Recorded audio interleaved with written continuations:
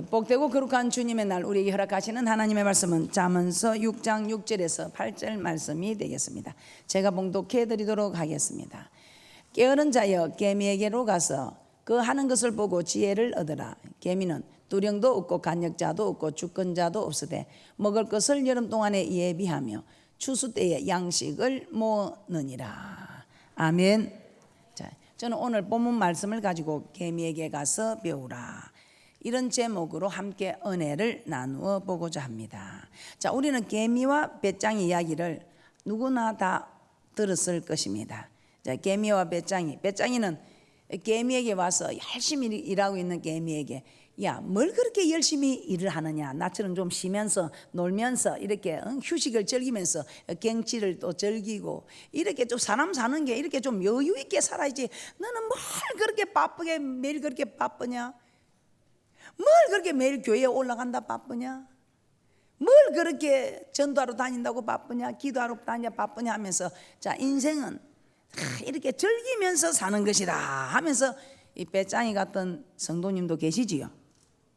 예, 열심히 일하여 양식을 준비한 개미들은 겨울에 따뜻한 집에서 온 가족끼리 음식을 먹으며 즐겁게 지내고 있습니다. 열심히 기도하더니 저 사람이 뭔가 되는구나. 예, 이 땅에서도 되는 일이 있습니다. 그런데 휴식을 취하고 즐기고 하신 분들은 이 땅에서도 뭔가 될 듯 했는데 뭔가 좀 어려움 있는 게 있을 수 있겠지요. 예, 그런데 이 땅에서는 뭐 휴식을 취하지 못해도 또 먹는 것이 없어도 괜찮습니다. 정말 우리가 준비해야 될 저 천국을 위해서 열심히 일한 개미와 같은 인생들이 있을 것이고, 뭐 천국 가봐야 알겠지 하고, 뭐 이 땅에서가 더 나는 힘들다, 또 이 땅에서 나는 쉬고 싶다, 이 땅에서 즐기고 싶다 하는 개미와 같은 그런 교인들도 있을 것입니다. 자, 이 이야기는 우리에게 많은 교훈을 줍니다. 자, 개미에게 가서 그 지혜를 얻으라. 개미를 누가 지었습니까? 하나님이 지었습니다. 개미도 하나님이 만드신 피조물입니다. 그러므로 개미에게 있는 지혜도 하나님께서 주신 것입니다. 그러므로 개미에게 가서 그 하는 것을 보고 지혜를 얻으라, 이 말은 결국 하나님이 주신 지혜를 개미를 통해서 깨닫고 배우라는 것입니다. 자, 우리 자녀들에게 가서 잘 가르쳐 주시기를 주님의 이름으로 부탁을 드립니다. 자, 그러면 우리 하나님께서 개미에게 가서, 우리 하나님이 개미도 하나님이 만드신 피조물이고 우리 하나님이 그 주신 지혜, 이 지혜를 개미에게 가서 배우라. 개미에게 준 이 지혜도 하나님이 주신 것이니 개미를 통해서 우리에게 지혜를 얻으라. 개미를 통해서 배우고 깨달으라, 이 말입니다. 자, 이 개미를 보고 우리는 누구나 깨닫는 말씀이 있습니다. 우리 모든 사람들이 개미를 보면 다 어떻게 생각합니까? 모두가 공통적으로 부지런하다, 열심히 부지런하게 움직이는 모습을 볼 수 있습니다. 그래서 우리는 하나님의 말씀을 따라 개미에게 가서 배우는 것은 어떤 것을 배워야 하는가? 부지런함을 배워야 한다, 이 말입니다. 그래서 첫째, 부지런해야 됩니다. 잠언서 6장 6절입니다. 게으른 자여 개미에게로 가서 그 하는 것을 보고 지혜를 얻으라. 아멘. 자, 게으른 자는 어떻게 된다는 것입니까? 게으른 자가 어떻게 되는지 잠언서 6장 9절에서 11절에 이렇게 말씀하고 있습니다. 잠언서 6장 9절에서 11절입니다. 바로 우리 하나님께서 오늘 본문의 말씀에서 이어서 게으른 자여 내가 어느 때까지 눕겠느냐, 내가 어느 때에 잠이 깨어 일어나겠느냐, 좀 더 자자, 좀 더 졸자, 손을 모으고 좀 더 눕자면 내 빈궁이 강도같이 오며, 내 빈궁이 강도같이, 내 곰핍이 군사같이 이르리라. 아멘. 내 빈궁이 강도같이 오며 내 곰핍이 군사같이 이르리라. 좀 더 자자, 좀 더 졸자, 좀 더 눕자 하며 게으름을 피우면 빈궁이 강도같이, 곰핍이 군사같이 밀려온다, 이 말입니다. 나는 게으름을 조금만 피운 것 같은데 그것이 하루하루 쌓이다 보면 어느 날 가난해져 있고 그것도 심하게 가난해져 버리더라, 이 말입니다.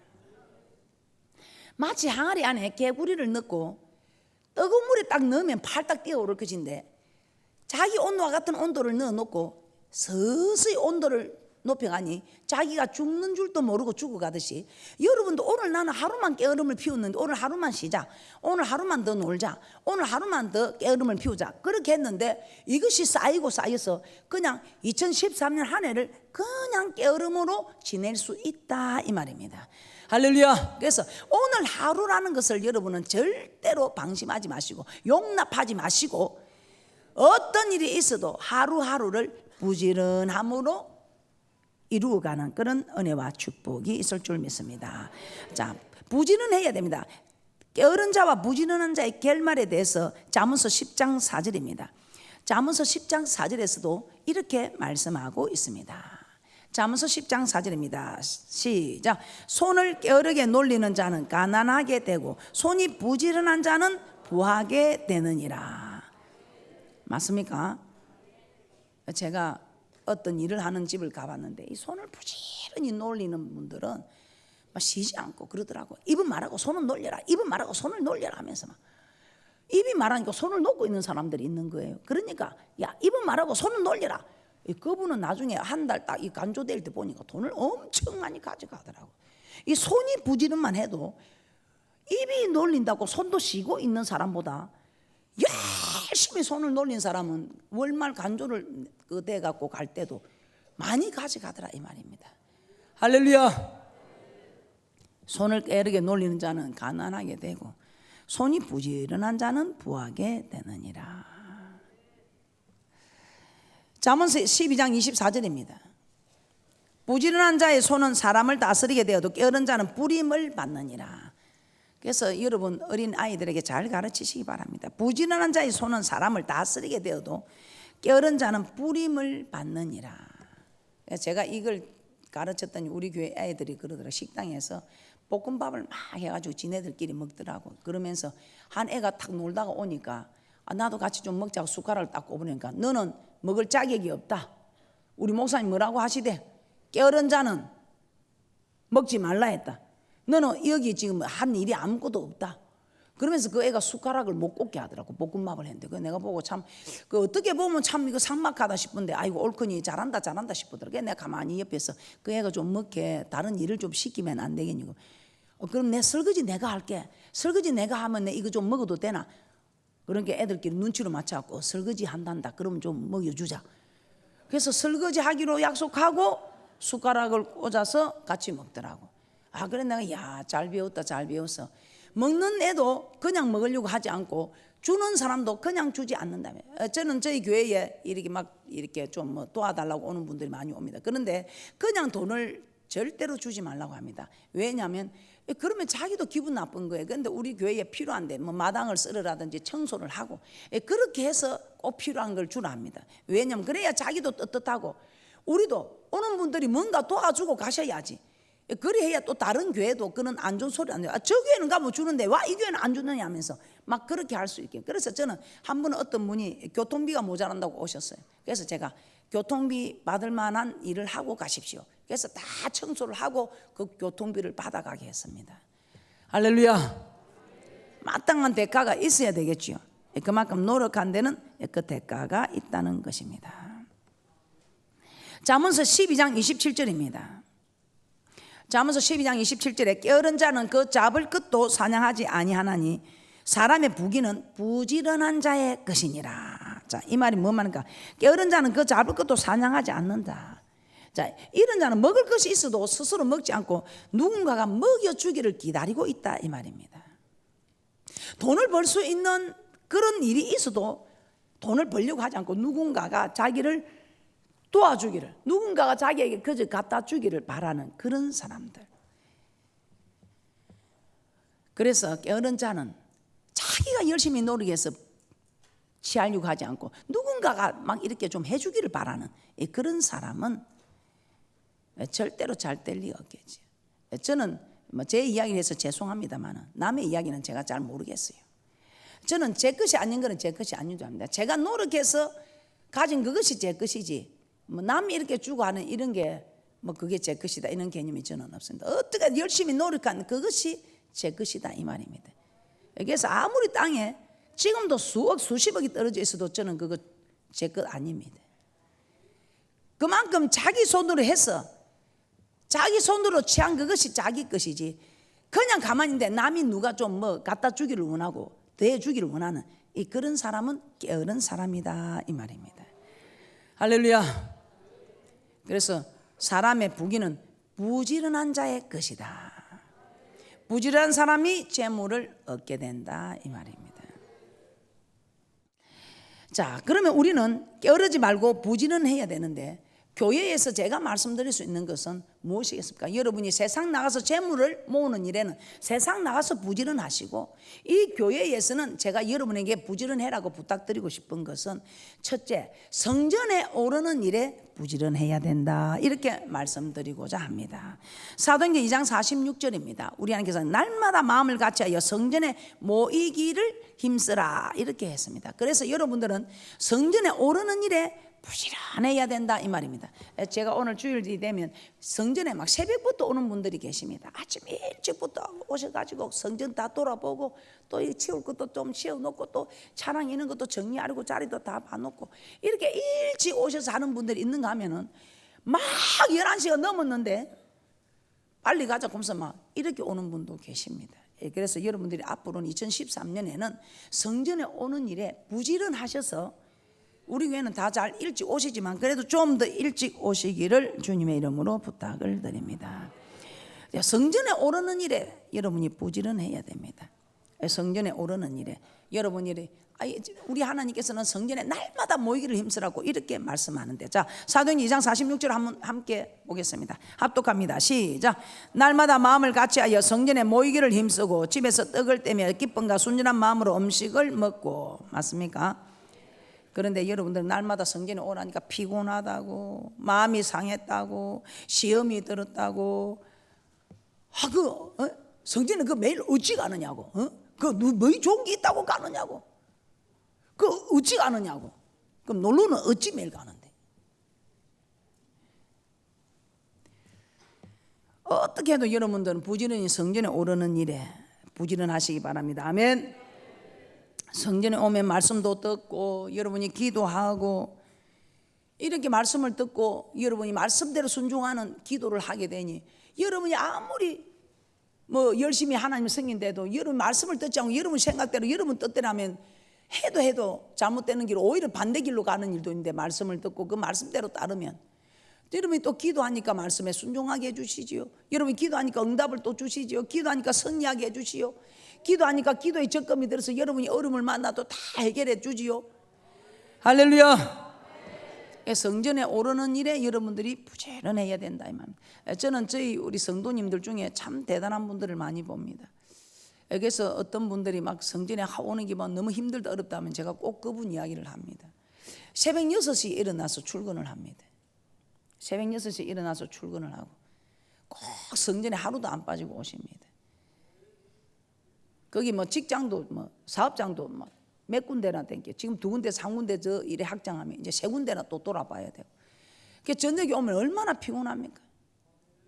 그러니 잠이 얼마나 옵니까? 그러니까 뒤에 서서 잠을 안 자려고 서서 매 말씀을 듣고 서서 기도하고 하는 모습을 보면 저도 감동이 되는데, 우리 하나님이 어찌 감동이 안 되겠습니까? 할렐루야. 자, 그럼 우리는 성전에 모이는 일에 부지런해야 되고, 두 번째입니다. 2013년에 여러분들은 이 일에 또 부지런하시기 바랍니다. 전도하는 일에 부지런하시기 바랍니다. 누가복음 15장 4절입니다. 여러분, 전도를 왜 해야 할까요? 우리 하나님께서는 전도는 양을 잃은 목자의 심정으로 이렇게 전도를 하라고 합니다. 누가복음 15장 4절입니다. 많은 자식이 있어도 자식 하나가 밖에 나가서 안 들어오면 그 자식 하나 찾아서 목이 빠지도록, 상거가 먼데도 그 자식 오기를 이제나 저제나 기다리는 그 아버지의 심정처럼, 양을 잃은 목자는 99마리 집에 있는데 그 71마리를 찾아다니는 그런 심정으로. 그래서 여러분들은 그런 하나님의 심정을 헤아려 전도하는 일에 부지런한 축복이 있을 줄 믿습니다. 누가복음 15장 4절입니다. 시작. 너희 중에 어느 사람이 양 100마리가 있는데 그 중에 하나를 잃으면 99마리를 들에 두고 그 잃은 것을 찾도록 찾아다니지 아니하느냐. 아멘. 집에 99마리 있으면 한 마리가 없어져도 안 괜찮습니까? 99마리나 있는데. 그런데 목자 마음은 안 그렇다면, 여러분 부모 마음도 안 그렇지요? 그런 부모의 마음으로 열심히 여러분은 그 영혼들을 찾아다녀야 된다 이 말입니다. 그런데 어떻게 찾아다니라고 했습니까? 누가복음 15장 8절에 잃어버린 드라크마를 찾는 여주인처럼 부지런히 찾아다니라 이 말입니다. 누가복음 15장 8절입니다. 누가복음 15장 8절입니다. 어느 여자가 10드라크마가 있는데 하나를 잃으면 등불을 켜고 집을 쓸며 찾도록 부지런히 찾지 아니하겠느냐. 맞습니까? 네, 부지런히 찾는다. 이처럼 전도는 부지런히 해야 됩니다. 게을러서는 결코 찾지 못합니다. 저는 근본에 우리가 집회를 하면서 그 목사님 말씀하시는 거 보고 참 제가 크게 깨닫은 바가 감동이 된 것이, 그 눈이 오는데 전도를 하러 가는 겁니다. 비가 억수같이 쏟아지는데 전도를 하는 겁니다. 그 전도가 다 젖고 눈이 오는데 뭐 그 눈보라가 몰아치는데 누가 그 전도지 주면 손도 내놓기 싫은데 누가 받습니까? 전도가 안 됩니다. 비가 오는데 누가 그 전도지가 전해집니까? 안 됩니다. 다 보고 쇠를 참서 저 미쳤다 미쳤어, 저 예수제들 미쳤다, 저 눈이 오는데 저 미쳤다, 누가 저 전도지 받았기라고 저 비가 오는데 미쳤다. 그 제가 봐도 저 말로 저리 정신 나간 짓을 하는 거 저도 그렇게 생각했습니다. 그런데 웬일입니까? 그 목사님 하시는 말씀이 정말 제가 충격적이었습니다. 전도 안 되는 거 이 목사님도 안답니다. 사람들이 정신 나간 짓이라 손가락질 하는 거 안답니다. 그럼에도 불구하고 왜 나갑니까? 하나님이 기뻐하시니까. 하나님이 기뻐하시니까. 어느 어머니가 자녀를 잃어버렸는데 그 어머니가 큰 눈보라 속에서도 찾으러 다니더랍니다. 그 빛 속에서도 찾으러 다니더랍니다. 그 누가 보고 저 아무리 새끼를 잃어버려도 저 눈보라 속에서 헤매고 대인다, 저 빛 속에서 헤매고 대인다 그리 할지라도 혹시 이 눈보라 속에 헤매고 있는가, 이 빛 속에서 비를 맞고 있는가 해서 정신없이 찾아다니는 것처럼, 그 전도할 때 누가 정신없는 짓을 한다고 미친 짓이다 손가락질 할 수 있겠지만 우리 하나님이 기뻐하시니까 참 눈보라 속에서도 저 내 목자의 마음을 가지고 아비의 마음을 가지고 드라크마 잃은 그 여인처럼 부지런히 정말 우리 주님의 피 맺힌 한을 풀어주려고 그 눈보라 속에서도 찾아다니고 그 비바람 속에서도 찾아다니면 하나님이 기뻐하시니까 전도 안 되는 거 압니다. 그런데 하나님을 기쁘시게 하려고. 여러분 이해가 되십니까? 저는 그 일을 듣고 내가 정말 부끄러웠고 정말 충격이었습니다. 그렇다. 하나님을 기쁘시게 하려고 싫어하는 줄 알고 소득이 없지만은 하나님을 기쁘시려고 저렇게 했다면 그렇구나.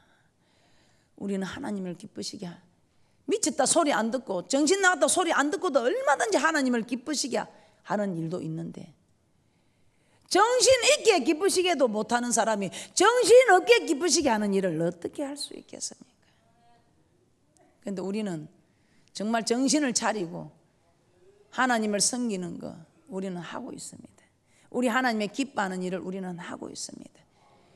이제는 정신 없다고 할 정도로 미친 짓이라 하든 말든 우리 하나님을 기쁘시게 하는 일이라면 우리 한번 2013년에 부지런해 보면 안 되겠습니까? 제가 지난번에도 말씀드렸습니다. 너 예수제이들은 너나 잘 믿으면 되지 왜 우리를 이렇게 오이라 하면서 괴롭히노? 좋으니까. 나도 이걸 예수님을 몰랐을 때는 몰랐는데 예수님을 만나보니까 너무 좋으니까, 그리고 지옥에 가는 거 아니까. 저 사람들이 지옥에서 그 손가락 끝에 물 한 방울 찍어서 내 해를 서늘하게 해줄 수 없느냐고 하는 그 일을 아니까. 저 사람들이 그 지옥 불구덩이에서 고통당할 그 일을 아니까. 지금은 왜 나를 이렇게 괴롭히냐 하고 힘들게 하냐 하고 때들지라도 이제 교회에 나와서 이제 하나님 말씀을 알고 하나님의 사람이 되면 고맙다고, 이 세상에서도 그냥 아이고 고맙다 고맙다, 내가 그때 니를 왜 그렇게 했고 내가 너무 미안하다, 내가 그렇게 해서 내가 이제는 빚 갚는 마음으로 나도 열심히 많은 사람들에게 내가 정말 천대를 받으면서도 핍박을 받으면서도 전하고 있다. 여러분 지금 겪고 있지요. 이 땅에서도 곧 알아지는 일입니다. 그런데 저 지옥에서, 그 지옥에서 왜 내게 그렇게 나를 천국 가도록 구해주지 아니하였나고 그렇게 말할 때 우리 그 아픈 가슴, 그것도 놔두고라도 저는 늘 이야기합니다. 그 부모님이, 저는 늘 그런 마음을 가져요. 저보고 어떤 목사님들이 그래 합니다. 목사님 왜 그리 전도를 하려고 합니까? 자녀 셋이 저 물가에 내려갔는데 그 자녀가 하나는 물에 떠내려가고 둘이 돌아오면 그 부모 마음이 어떻겠습니까? 여러분들도 제가 저 천국에 다 모시고 가야 되지만 그 자녀가 셋이 가서 하나 떠내려가고 둘이 돌아오면 그 여러분 마음이 어떻겠느냐고. 그런데 그 자녀가 떠내려가는데 제가 그렇습니다. 그냥 이 자녀가 떠내려가는 거 어떻게 보고 있을 부모가 있겠습니까? 그래서 같이 뛰어들어서 그냥 니도 죽고 내도 죽자, 그런 각오로 뛰어들고 싶은데 이 남은 새끼 둘이가 울면서 엄마 가지마 가지마. 그 내가 죽고 나면 또 이 새끼 둘은 또 어떻게 하는 거야? 이 자식 둘은 또 어떻게 하는 거야? 그런데 이 자식 둘을 보니 못 뛰어들고 떠내려가는 자식은 보니 뛰어들어야 되겠고, 이 안타까운 심정 때 누군가가 수영을 잘하는 분이 뛰어들어 가지고 그 자녀 떠내려가는 자녀를 구해주면 여러분 얼마나 고맙겠습니까? 여러분이 그 사람을 생명의恩인으로 알겠지요. 자기를 구해준 생명보다 자기 자녀를 구해준 그 생명의恩인에게 정말 그가 요구하면 무엇이든지 해드리겠지요. 그겁니다. 우리 하나님이 하늘에서 직접 내려와서 구할 수 있지만 우리 하나님이 약속의 하나님이고 모든 일에 언약을 하셨습니다. 그래서 우리를 통해서 역사를 하십니다. 우리 하나님이 구할 수 있지만 우리를 통해서 누가 내 떠내려가는 저 자녀를 누가 나를 위해서 구해줄고 이렇게 기다리고 있습니다. 우리 하나님이 내려가서 구해줄 수도 없는 애미 심정처럼 이 자녀 둘이를 생각하니 떠내려가는 그 자녀를 보고만 있어야 되는 그 심정처럼 하늘에 계신 우리 하나님이 내려올 수도 없고 그냥 멀거머니 눈물만 흘리면 가슴을 쥐고 보고 있을 때에 그 눈보라 속에서 비바람 속에서도 전도하는, 부지런히 전도하는 그 사람이 그 사람들을 찾아가서 구해줄 때에 우리 하나님이 그래 내가 네 원하는 거 무엇인들 못 해주겠느냐. 그래서 우리 하나님께서는 모든 족속으로 제자를 삼아 성부와 성자와 성령의 이름으로 세례를 주고 이제 네가 그 사람을 구했으면 이 사람을 정말 잘 닦아서 이 아이가 온전하도록 다 닦아서 이렇게 조끼해서 사람 노릇을 할 수 있도록 도와주라 이 말입니다. 그렇게 했을 때 우리 하나님이 세상 끝날까지 내가 너와 함께 있으리라. 우리 하나님 세상 끝날 우리와 함께 있으면 어린 아이도 부모가 함께하면 모든 게 다 해결되는 거 맞습니까? 그래서 만사가 형통한 축복이 있다 이 말입니다.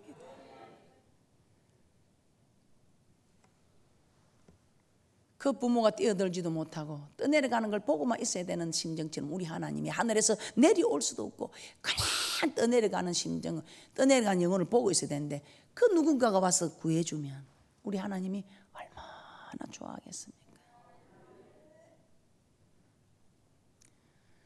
전도해야 되겠지요. 전도도 하는데 오늘 전도되어 오신 분들은 내가 그래가지고 떠내려가는 내 인생이 구해줬구나 생각하시고 다시 떠내려가는 길에 내려가면 안 되겠지요. 그러니까 여러분 그 하나님의 그 심정을 헤아려서 한번 열심히 전도하는 그런 은혜와 축복이 있었으면 합니다. 이 깨미를 통해서 얻게 되는 교훈의 두 번째입니다. 자원해서 일하는 것을 깨닫게 됩니다. 이 깨미를 통해서 얻는 교훈 중에 두 번째는 자원하여 이래야 합니다. 잠언서 6장 7절에서 8절입니다. 개미는 두령도 없고 간역자도 없고 주권자도 없으되 먹을 것을 여름 동안에 예비하며 추수 때에 양식을 모으느니라. 개미는 두령도 없고 간역자도 없고 주권자도 없다는데 그럼에도 불구하고 부지런히 일한다 이 말입니다. 자, 두령, 간역자, 주권자는 어떤 자들입니까? 모두 다 지시하고 통제하고 감독하는 자들 맞습니까? 사람들은 대부분 누군가가 지시하고 통제하고 감독해야 열심히 일을 합니다. 아무도 간섭하지 않으면 대충 하기 쉽습니다. 자, 그런데 이 개미는 누가 시키지 않아도 감독하거나 통제하지 않아도 자발적으로 일을 한다는 것입니다. 자, 이렇게 일을 해도 남이 시켜서 하는 것은 마지 못해서 하는 것이며 일을 해도 기쁨이 없습니다. 그런데 남이 시키지 않아도 감시나 감독하지 않아도 자원해서 하는 일은 기쁨이 있습니다. 그래서 하나님은 개미처럼 누가 강요하지 않아도 스스로 자원하여 일하는 법을 배우라고 한 것입니다. 하나님은 자원하는 것을 기뻐하신다 이 말입니다. 그럼 목사님, 나는 왜 그러면 자원하는 이런 기쁨이 없습니까? 여러분, 오늘 그런 의문이 생길 수 있겠죠. 목사님, 나도 자원해서 하고 싶은데 왜 나는 자원하는 기쁨이 없습니까? 왜 없을까요? 왜 자원하는 기쁨이 없을까요? 제가 나중에 말씀드리겠습니다. 자, 자원한 사람을 찾아보니까 정말 우리 하나님께서 자원하여 한 일에 가장 큰 축복을 예비하셨던 하나님이 어떤 하나님인가? 사무엘하 7장 1절에서 2절입니다. 누군가 하면 다윗이 성전 건축을 하는 것을 자원하여 하나님께 드리는 사건입니다. 사무엘하 7장 1절에서 2절입니다. 어느 날 다윗은 평안히 궁에 가다가 하나님의 개가 휘장 가운데 있다는 생각이 듭니다. 나는 이 배양목궁에 누웠는데 하나님은 천막 속에 있다 이 말입니다. 야, 우리 하나님이 내가 누구 목동을 왕으로까지 세워주셨는데 나는 이런 좋은 배양목궁에 누웠는데 우리 하나님은 휘장 속에 있구나. 이거 참 안 될 일이다. 내가 우리 하나님 앞에 정말 아름다운 성전을 지어드려야 되겠다. 이렇게 마음을 먹게 됩니다. 사무엘하 7장 1절 2절입니다. 시작. 여호와께서 사방의 모든 대적을 파사 왕으로 궁에 평안히 거하게 하신 때에 왕이 선지자 나단에게 이르되 볼지어다 나는 배양목 궁에 거하거늘 하나님의 개는 휘장 가운데 있도다. 그래서 하나님 이 다윗은 건축을 해야 되겠다고 마음을 먹고 하나님께 그렇게 구하라고 말합니다. 그런데 그렇게 다윗이 마음을 먹고 성전을 지어주겠다는 소식을 듣고 하나님은 다윗에게 어떻게 축복합니까? 엄청난 축복을 하지요. 그런데 그렇게 축복하는 이유가 다윗이 집을 지어주는 그 일도 이지만 자원해서 하나님을 섬기는 일에 우리 하나님이 기뻐하시고 우리 하나님도 자원해서 다윗에게 놀라운 은혜와 축복을 허락하셨던 것입니다. 자, 사무엘하 7장 4절에서 7절입니다.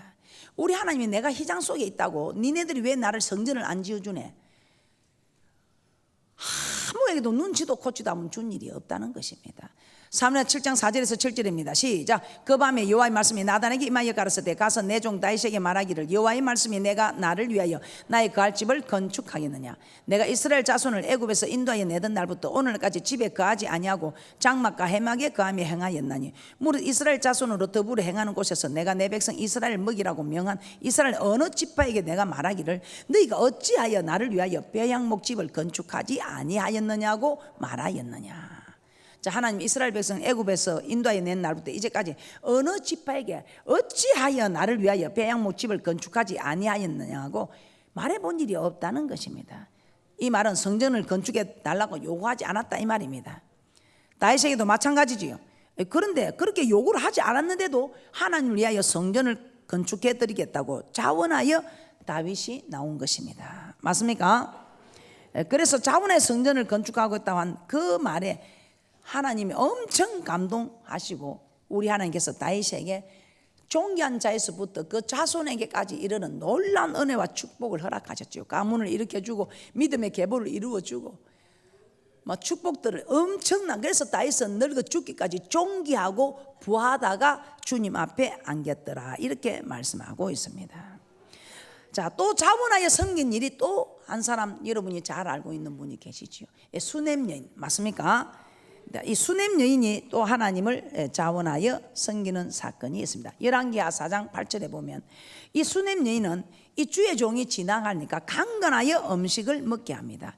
그리고 이 주의 종이 지날 때마다 이 주의 종을 머무는데 좀 편하게 해드리려고 방을 마련하고 참을 온갖 것을 이 엘리사를 위하여 준비를 하게 됩니다. 그렇게 자원하여 주의 종을 섬기려고 하니까 이 종도 이 집에 뭐이 부족하네, 뭘 좀 축복을 해주고 자원하여 이 주인에게 축복을 합니다. 자, 열왕기하 4장 8절입니다. 하루는 엘리사가 수넴에 이르렀더니 거기 한 귀한 여인이 저를 간근하여 음식을 먹게 한 거로 엘리사가 그곳을 지날 때마다 음식을 먹으러 거리로 들어갔더라. 맞습니까? 자원하여 엘리사를 섬겼습니다. 그랬더니 엘리사도 이 집엔 무엇이 없네, 저는 부족함이 없습니다, 그냥 편하게 쉬다가 가시옵소서. 근데 그 사안이 이 집에 가만 보니까 아들이 없네요. 이렇게 아들을 낳게 해 주셨던 것입니다. 할렐루야. 억지로가 아니고 자원해서 이렇게 주의 종을 섬겼더니 이 주의 종도 뭔가 이 집에 뭐 부족한 게 없나, 내가 좀 축복해 줄 게 없나. 할렐루야. 그래서 앞으로 여러분들도 자원해서 하나님을 섬기는 그런 복된 자들이 되시기 바랍니다. 기도도 자원해서 하시고, 봉사도 자원해서 하시고, 전도도 자원해서 하시고. 할렐루야. 여러분이 감동이 오는 대로 주님 앞에 드리는 것도 자원해서 하시고. 자, 그런데 이런 자원하는 마음이 목사님 나는 그리 해볼라 해도 자원하는 마음이 안 생기던데요. 왜 여러분 자원하는 마음이 없을까요? 시편 51편 12절입니다. 우리 하나님께서는 이 시편 51편 다윗이 범죄하고 주님 앞에 참으로 자기 자신을 돌아보면서 주님 앞에 애통하는 심정을 구하고 있는 거 맞습니까? 이 시편 51편은 이 범죄한 다윗에게 나단이 와서 이 자신의 죄를 지적할 때에 정말 주님께서 떠나지 마시고 정말 이렇게 자기에게 구원의 즐거움을 회복시켜 달라고, 자원하는 심령을 달라고 간구하였던 것입니다. 시편 51편 12절입니다. 시작. 주의 구원의 즐거움을 내게 회복시키시고 자원하는 심령을 주사 나를 붙드소서. 밧세바를 범죄하고 나서는 자원하는 심령이 사라졌다면 구원의 즐거움도 사라지고 자원하는 심령도 사라졌다 이 말입니다. 성전에 오르는 것을 그렇게 기뻐했던 다윗입니다. 찬양하는 것을 그렇게 기뻐하고 항상 기도하는 다윗이었습니다. 그런데 밧세바 사건 외에 하나님 명을 어긴 것이 없는 정말 말씀에 순종하는 사람이었는데도 죄를 짓고 나니까 성전에 오르는 것도 찬양되는 것, 기도하는 것도 순종하는 것에도 모든 일에 자원하는 마음이 사라지고 즐거움이 사라졌더라 이 말입니다. 나는 교회 가도 매일 재미가 없더라, 즐거움이 없더라. 그걸 말이라고 합니까? 난 교회 가도 즐거움이 없다, 기쁨이 없다. 왜 그럴까요? 오늘 이 다윗은 성전에 오기를 그렇게 기뻐한 다윗이 즐거움이 없습니다. 구원의 즐거움도 없고 자원하는 심령도 사라졌고.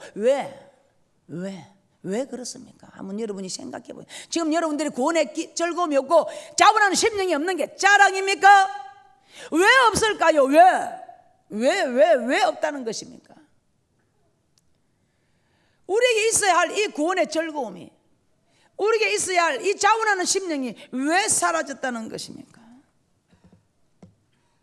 왜 다윗은 오늘 이렇게 구원의 즐거움을 내게 회복시키시고 자원하는 심령을 달라고 이렇게 주님 앞에 간구하고 있는 것입니까? 왜 구원의 즐거움이 사라졌다, 자원하는 심령이 사라졌다는 것인데 왜요? 여러분이 뭔가 하나님과 여러분 사이에 막힌 게 있다 이 말입니다. 나는 다윗처럼 그렇게 범죄하지 않았는데요, 다윗처럼 범죄하지는 않았을지 몰라도 뭔가 막힌 게 있다 이 말입니다. 어떻습니까? 그래서 여러분들은 구원의 즐거움이 사라졌다면, 자원하는 심령이 없다면 여러분들을 돌아보시기 바랍니다. 그래서 성전에 와서 말씀을 받을 때마다 열심히 여러분은 정말 부지런히 성전을 찾아서 하나님의 말씀을 정말 떨며 두려움으로 받아야 합니다. 아, 내가 저기 걸렸구나, 저기 걸렸구나, 저기 걸렸구나. 아, 그래서 내게 구원의 즐거움이 사라졌구나. 자원하는 심령이 사라졌구나. 제가 여러분의 심령을, 자원한 심령을 뺏어갔습니까? 제가 여러분의 구원의 즐거움을 뺏어갔습니까? 아니지 않습니까? 난 교회 다니기 싫다, 즐거움이 없다, 기쁘지가 않다, 그런 말을 여러분이 말이라고 하십니까? 이제 교회 간 나온 새 가족이 그런 말을 한다면 몰라서 그렇다고 하지만, 그래서 여러분들은 왜 내가 그런 구원의 즐거움이 사라졌는가 살펴보시기 바랍니다. 세 번째, 미래를 준비해야 됩니다. 여러분은 준비하고 있습니까? 잠언서 6장 7절에서 8절입니다. 개미는 두령도 없고 간역자도 없고 주권자도 없으되 먹을 것을 여름 동안에 예비하여 추수 때에 양식을 모으느니라. 예비하여 추수 때에 양식을 모은다. 겨울을 준비할 줄 아는 지혜가 있는 것입니다. 미래를 준비할 줄 아는 자가 되어야 된다 이 말입니다. 이제 곧 추운 겨울이 온다는 것을 알아야 한다 이 말입니다. 부모님들은 자녀들이 공부하지 않는 것을 보면 참으로 어리석다는 생각을 합니다. 자녀들이 앞으로 살아가야 할 인생을 부모들은 미리 보고 있기 때문입니다. 공부해라, 공부해라. 엄마, 내가 공부한다. 엄마 공부하고 엄마 줄 것도 아닌데 왜 자꾸 나를 그렇게 괴롭히고 왜 나를 그렇게 고통스럽게 하느냐고. 그 부모님은 자녀가 공부를 안 하게 되면 그 미래가 어떻다는 걸 벌써 알고 있다 이 말입니다. 미래를 알고 있다 이 말입니다. 학생 때 공부를 해야 되는데 하였을 때와 하지 않았을 때에 그 자녀의 미래가 어떻게 될 것을 이미 알고 있기 때문에 공부해라. 그런데 지혜가 있어서 깨미처럼 미래를 대비하는 이런 자녀는 별로 없다 이 말입니다. 마지못해 공부하라니까 하고 하기 싫은데 부모가 하라니까 하고 안 하면 부모가 뭐 해주라 해도 안 해주고 또 부모가 겁이 나서.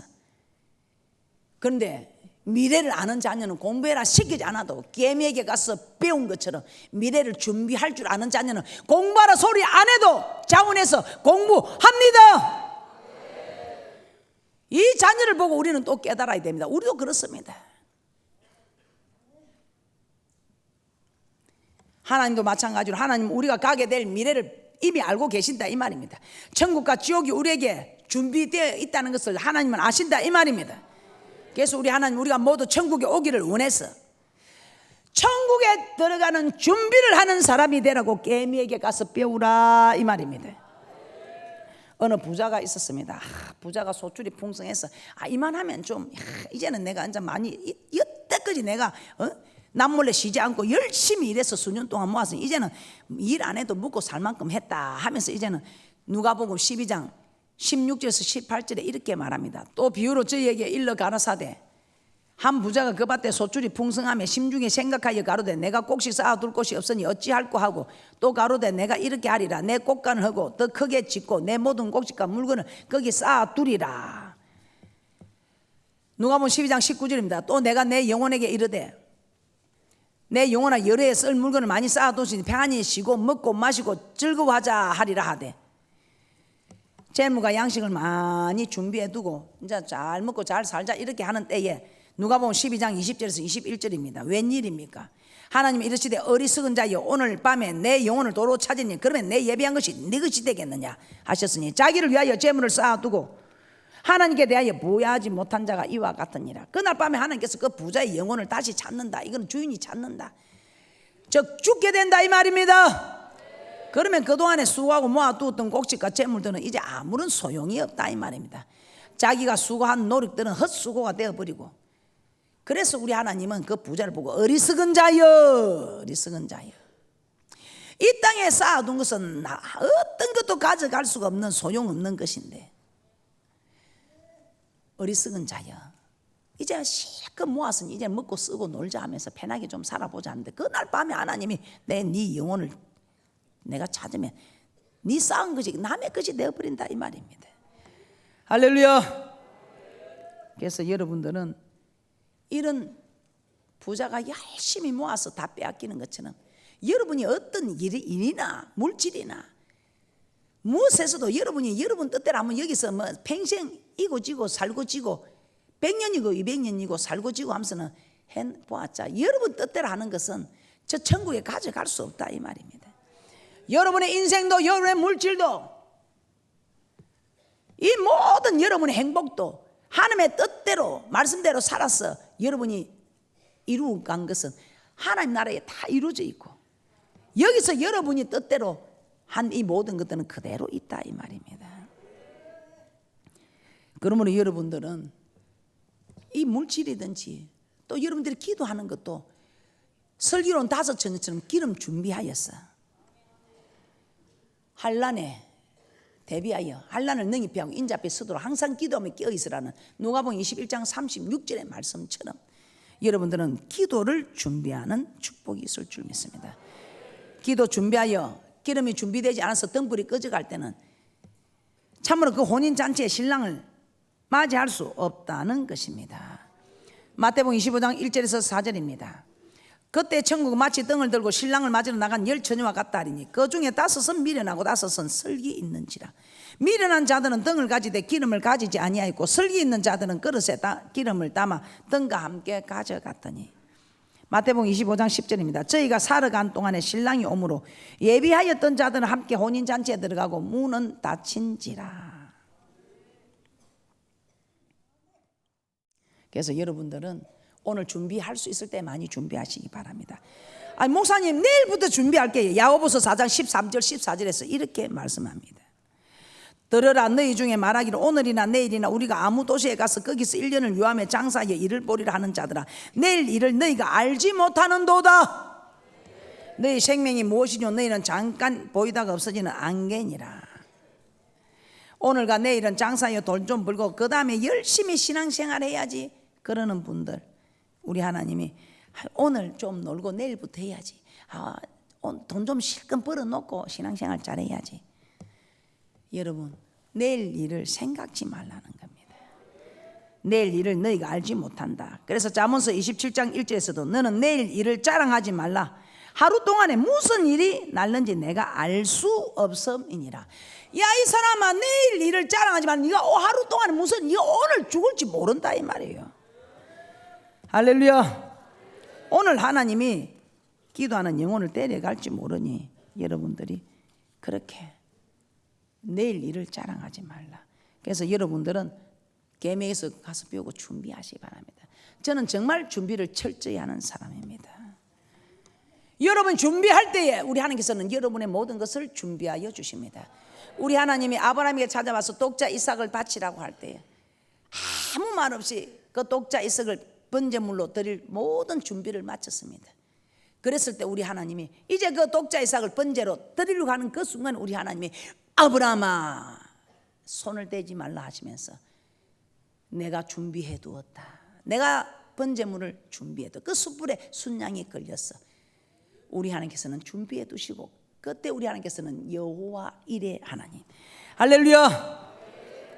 모든 것을 우리 하나님께서는 준비하신다 이 말입니다.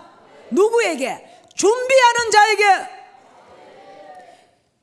여러분이 이 땅에서 하나님의 말씀대로 준비하는 자에게 우리 하나님께서 저 천국도 준비하여 놓으시고 여러분들이 참으로 힘들고 어려운 말씀에 순종하여 준비하는 자에게 우리 하나님께서도 그 모든 일이 순적히 일어날 수 있도록 준비하고 계시는 하나님이시다 이 말입니다. 창세기 22장 13절 14절 보고 마치겠습니다. 아브라함아 눈을 들어 살펴본 적 한 수양이 뒤에 있는데 우리 숯불에 걸렸는지라. 아브라함이 가서 그 수양을 가져다가 아들을 대신하여 번제로 드렸더라. 아브라함이 그 땅 이름을 여호와 이레라 하였으므로 오늘까지 사람들이 이르기를 여호와의 산에서 준비되리라 하더라. 할렐루야. 우리 하나님 준비하는 하나님입니다. 자, 결론입니다. 개미는 부지런한 동물입니다. 누가 시켜서 감독해서 일하지 않고 스스로 일을 하는 부지런한. 그래서 이 개미에게 가서 배우라. 무엇을 배우러 합니까? 부지런함을 배우라. 스스로 자원하여 하는 일하는 것을 배우라. 그리고 미래를 준비하는 것을 배우라고 합니다. 우리는 천국을 준비해야 됩니다. 내일이 아니고 오늘 해야 합니다. 여름에 고생해서 따뜻한 집에서 가족과 함께 지내는 개미와 여름에 혼자 놀고 싶은 대로 하고 싶은 거 하다가 추운 겨울에 개미에게 양식을 얻어먹고 고생하는, 결국 눈보라 속에서 죽어갈 배짱이를 생각하시고, 여러분들도 부지런하고 자원하여 섬기고 준비하는 복된 자들이 되시기를 2013년에 주님의 이름으로 축복합니다.